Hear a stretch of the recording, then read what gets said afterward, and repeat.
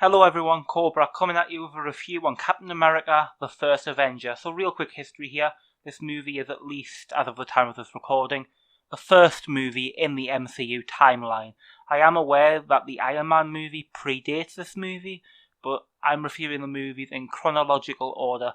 The reason I'm doing this is I have seen these movies tons of times, but never in chronological order, so I will be rewatching them in this order. TV shows will be in whatever order, but I will explain where they are in their individual reviews. Please keep in mind that I am a massive Marvel fan and a lot of these movies are my childhood. I will be as unbiased as possible, but I'm open to discussion on these. And also, I know a lot about comics and the MCU as a whole, but I'm not perfect. If I happen to get something wrong, please point it out. I'll also be covering post-credit scenes, etc.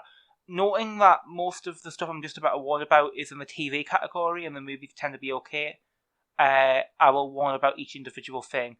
The MCU tends to contain things like fascism, racism, sexism, mental health issues, sexual abuse, abusive parenting, satellite state stuff, propaganda, inequality, gentrification, criminal empires, drugs, sadistic, predators, psychos, sociopathic tendencies, etc. So the movie starts off in the present day with the wreckage of the plane crash that Steve caused and the Captain America shield being found.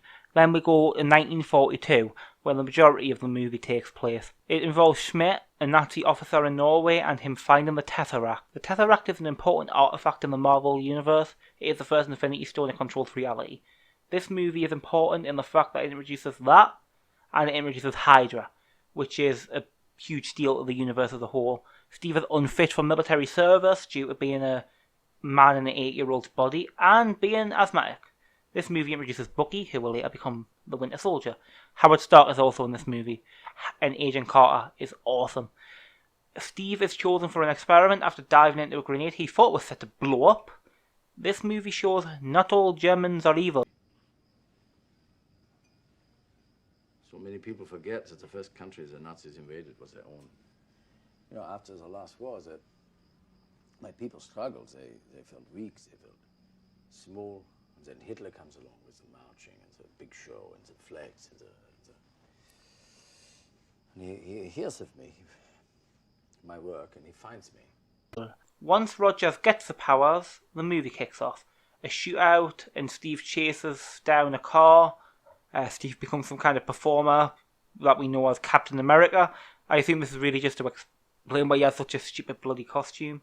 After all that crap's over and done with, he finds out that the 107th Battalion is in danger and goes behind enemy lines. This is on his game station, so I have to be truthful. I think the pacing of this movie is just plain horrible. It starts off okay, paving the way, we get the car thing, then it slows right back down, then Hydra puts it back up, then it goes back down again.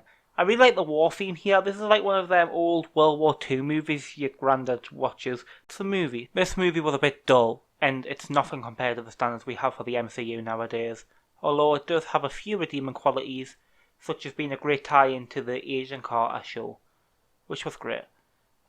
And it should have had more seasons. I give this movie a 5 out of 10. It's not great, it's not bad, it's average at best. So thank you all for watching, and if you want to see more MCU reviews, more reviews on other things, please. If you liked, like and subscribe, and share with your friends. If you have any recommendations for movies or TV shows I will review them. Just leave a comment.